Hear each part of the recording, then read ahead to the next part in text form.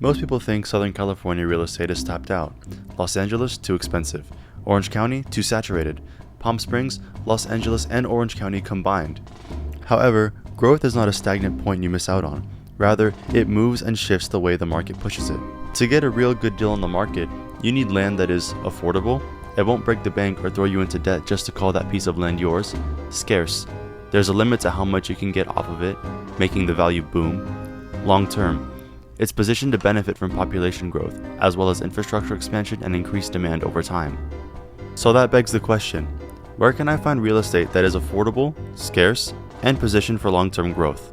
Thus, we turn to California's very own Joshua Tree. So, what is Joshua Tree?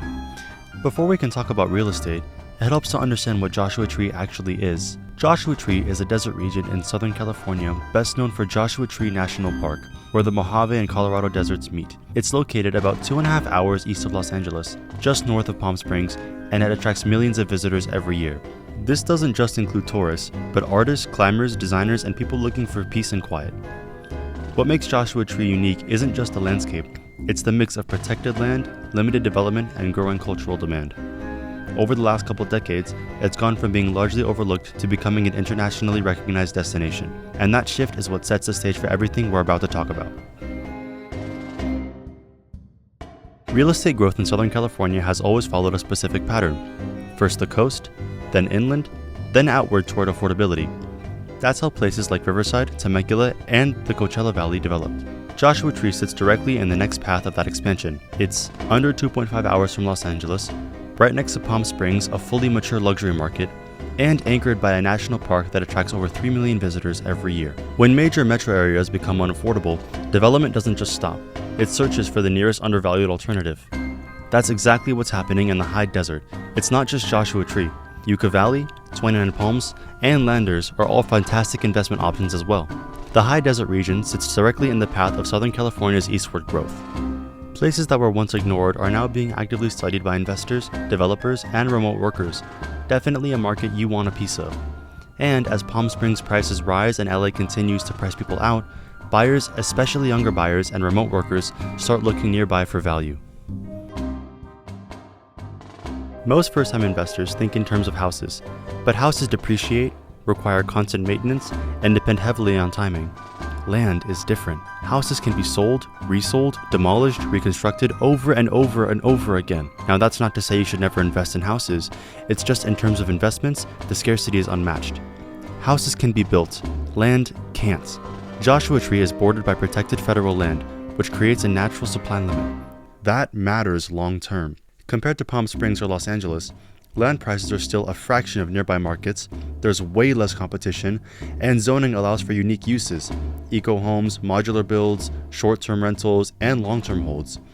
Over the last 20 years, Joshua Tree has transformed from a quiet desert town into a growing international wonder, known for art, architecture, and tourism. That demand didn't come out of nowhere, and it hasn't slowed down. Not to mention, buyers have flexibility. Build later, hold long-term, or develop when infrastructure catches up. Let's put out some hard facts and rough numbers. Tourism to Joshua Tree has more than doubled since the early 2000s. Home values in surrounding areas have increased multiple times over, even accounting for market cycles. The formula is simple. Tourism surged, artists, architects, and developers followed, unique homes, eco-retreats, and short-term rentals were born. And at the same time, the area gained global visibility through design, film, and social media. You see, remote work has permanently changed where people can live, and buyers are increasingly drawn to tangible assets during inflationary periods. Mix this with the fact that land remains one of the lowest barrier entry points in real estate, and you've created the perfect storm for a safe investment. Historically, this is the period when wealth is created in real estate. The earliest bird gets the biggest worms. Real estate is not a linear industry by any means. Rather than being an unpredictable gamble you risk money on, when you look throughout history, real estate moves in cycles. Joshua Tree today looks a lot like Palm Springs 25 years ago, or even Austin before its major boom. You have infrastructure slowly expanding, population growth moving east, and increasing scarcity near a protected natural landmark. You can bet that the national park isn't going anywhere soon, tourism isn't going anywhere soon, Southern California growth isn't reversing anytime soon. The only thing going away soon is the dirt cheap pricing. That's why many investors are looking at land now. You get lower upfront costs along with long-term appreciation potential and flexibility. Hold, build, or develop later. There isn't really a wrong answer here. A common myth is that land requires massive upfront cash. In reality, many buyers use a mix of owner financing, low down payments, simple monthly structures, and conservative parcel selection. The key is due diligence, not speed. Legal access, zoning clarity, utility proximity, long-term usability. Land investing done correctly isn't gambling. It's simply a means of making your portfolio diverse. Your investments carry more weight and setting up your family for future success. Now, Joshua Tree isn't a get-rich-quick story.